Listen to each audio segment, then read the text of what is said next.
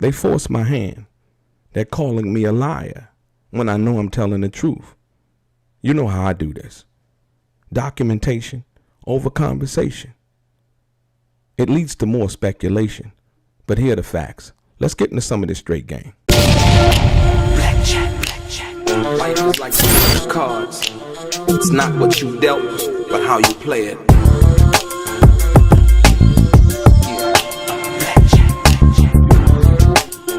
Play each situation correctly. I remember they used to laugh at a brother. Welcome back, guys. Welcome back. It's your boy Delray Richardson, platinum artist, platinum songwriter, Straight Game TV.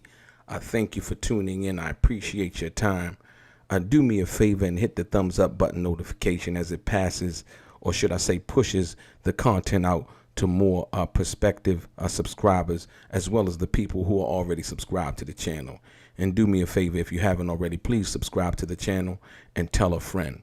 And what I would like to say most of all is, if this is your first time viewing my channel, Straight Game TV, and you would like to be one of the first people notified, do me a favor and hit the bell notification right below this video. I'm going to get right into it.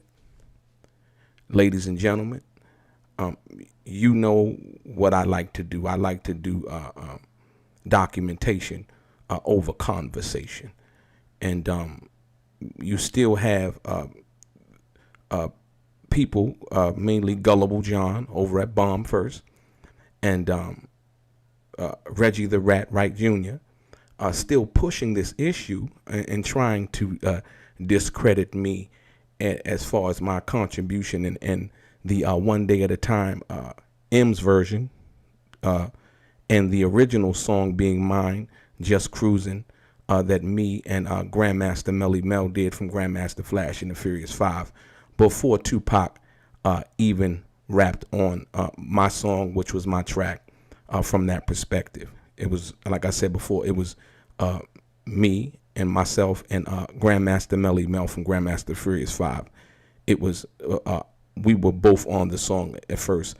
I had a record deal, like I said, in December of '96.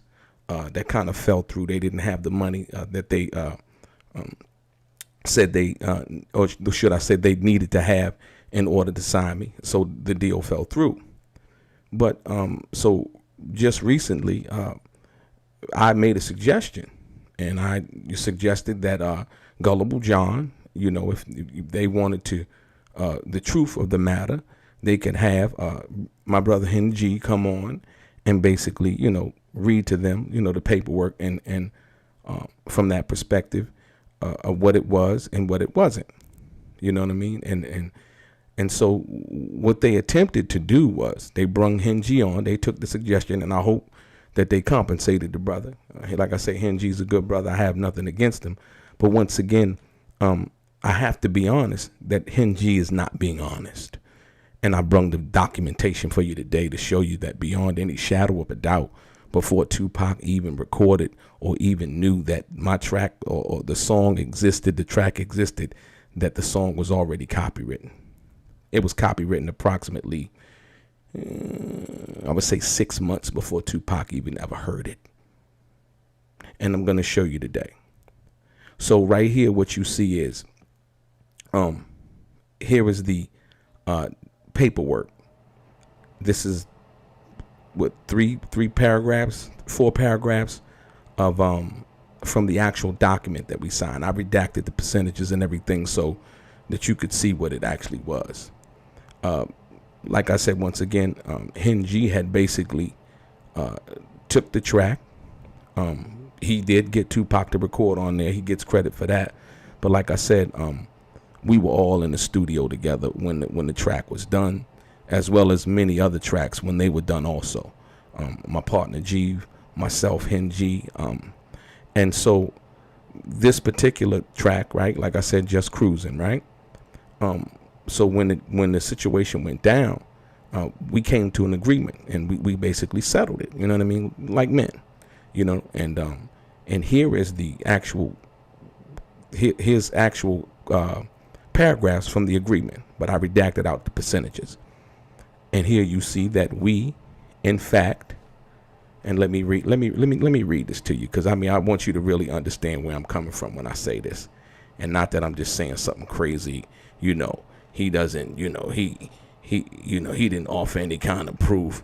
And it says, whereas Hen G and his music publishing company, Brother Street Music, ASCAP, was granted a blank blank percentage interest in the songwriter and music publishing royalty to the composition as a result of its previous agreement with Amaru, and whereas the composition was subsequently embodied in the film Tupac Resurrection, the film, and on its accompanying soundtrack album released by Amaru Interscope as catalog number 15330, the soundtrack, and whereas Jeeve and Delray have disputed the full ownership of Hen G's and Brother Street's percentage ownership in the composition, Hen G and Jeeve/Delray hereby agreed to resolve their disputes as follows. New ownership splits. By signing this agreement and the attached letter of direction as Schedule A, Hen G hereby agrees that Delray and Jeeve are collectively entitled to and/or percentage interest based on 100% in the composition and all income derived therefrom. Hen G's interest in the composition will therefore be reduced from blank blank blank to a similar blank and percentage. For clarification purposes, the splits relevant to this blank blank blank percentage portion of the composition will now be, and as you can see, those would be the new percentages, but I'm not going to show you all of that, but just to let you know what that is. And here's the copy of our signatures right here. This is our signatures in back of the agreement, just to let you know the facts behind that, right? Also, in September of 1996, I was in this music magazine called The Music Connection, right? And it was a West Coast trade music magazine. It covered everything, new artists, established artists. It was like kind of like the Bible, you know what I mean? And for the West Coast, Music Connection was a really, really nice magazine. And if you wanted to get your stuff out, they had this thing called demo critiques, right? As you can see right here, this issue right here was 9/2, right? So that's September 2nd, 1996 to September 15th, 1996. But the crazy part about it is before they put your stuff in the magazine, you had to send it approximately, I would say, 2 to 3 to 4 weeks earlier, if you will. Sometimes a month, 2 months. It all depends because they got so much stuff. And so in this particular article, they featured me in it. And I'm going to read to you what they said, right? See, my man Carlito was the guy, one of the guys that was with us the night we went to the House of Blues, and we went in, me, myself, Carlito. His real name was Carlos Flores. Me, Carlito, Melly Mel, and Scorpio from Grandmaster Flash and the Furious Five. But read this. Listen to this. This is September. Remember, I showed you that the song was copywritten. So I'm shopping my demo, doing the whole 9 yards, putting in work, right? And it says, comments, smooth, seductive grooves with a velvety vocal approach is what makes this Lakewood, California resident ready for label attention. Guest rapper Grandmaster Melly Mel shows that Richardson knows the right people, but more importantly, it sounds like more of the right people will soon know him. This is in September. This is the same month that Tupac died. I told you guys in the last video that in December of 1996 that I got the record deal from the company that didn't come through with the money. Here is a copy of that actual letter that they sent me telling me that they were interested in my music. And the song that got their attention was the song Just Cruising with Melly Mel on it, as well as a few other songs that we had did. You understand what I'm saying? So when Hen G went on Bomb First, and actually said that it wasn't anybody else's song prior to Tupac rapping on it, that was an outright lie. See, the disappointing part is this. It doesn't hurt to tell the truth. Like I said, Hen G was responsible for taking, what was my track to my song, me and Melly Mel, up to Ice-T's studio. That's true. He did that. Right? I'm not taking no credit away from for that.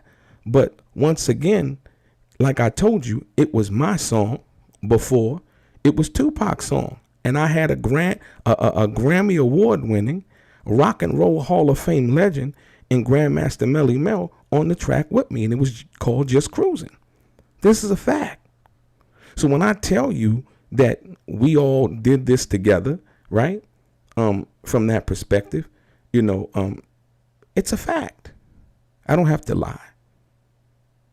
Like I said, once again, the song was copywritten on 3/14/1996. That was the day I signed the copyright paper. Right? That's how we were able to do that agreement. And the splits got changed. We basically challenged his whole percentage because we knew what time it was. So now, if Hen G is saying that, oh, me and Jeeve did the track, right? Then why did he go and claim all of it? And we had to then come and get him to sign an agreement giving us our share. What did he do? What he wasn't supposed to do. He claimed it as all his. You see, that's what happened. Once again, let's keep it 100. So from that perspective, once again, being disingenuous about these facts and misleading about these facts does not make one look good. It in turn makes one look bad, if you will, or dishonest, if you will. And like I said, I have nothing but love for Hen G. But once again, the truth runs marathons. Lies run sprints. And that's all I'm saying. This is what it was because it was what it was. You see the magazine, the people in the magazine not lying, right? This was September 1996. You heard what they said, velvety vocal approach. Seems like Richardson knows the right people in Grandmaster Melly Mel because Melly Mel was on the song. These are facts. So like I said, the failed attempt at trying to discredit me only makes Gullible John as well as Reggie the Rat Wright Jr. And they're dragging my brother Hen G into this. Like I said, for this little short spurt, 15 minutes of fame, let me tell you something, Hen. They don't care about you. All they care about is using you to bolster their channel and to bolster the content that they have. So I hope that they paid you. Like I said, once again, I always want to see you get ahead. You know what I mean? That's who I am.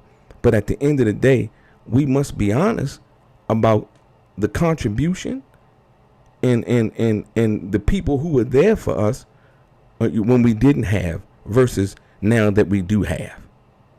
And I've always tried to keep it 100. So like I said, documentation over conversation. Like I said, and they also, and I told you guys this, they also came with some, this exhibit thing, basically as a part of Hen G's side of it, basically. And I signed it. I'll tell you, I signed it. I didn't really care about that. The part that I cared about was what I showed you, that them splits would be changed up and we would get our percentage. They came with a note basically saying that, oh, Jeeve and Hen G did the track and I had nothing to do with it. I signed off on that. I'm like, okay, yeah, whatever. You know what I mean? As long as I was going to get my splits, I really didn't care about that. And the sad part, what was so disingenuous about that exhibit part was the fact that Hen G had went and claimed it all himself. So why would there be some kind of Monday morning quarterbacking move in regards to now saying, and him and Jeeve and myself signing off on it saying that, oh, just me and Jeeve did it. Why didn't he just give Jeeve his percentage to begin with? instead of just going claiming the whole thing for himself. You understand what I'm saying? So that's the crazy part. And so to now not want to admit the truth, that's on him. I don't really care about that, like I say, at the end of the day. But one will not lie and say that I'm a liar and try to insult my integrity, you know what I mean, and my honesty. And you know, as Hen knows me, he knows that I've always been a stand-up guy. I ain't never been about no backbiting, no stealing, no none of that. You know what I mean? And so from that perspective, like I said, these are the facts. Your boy Delray, straight gang.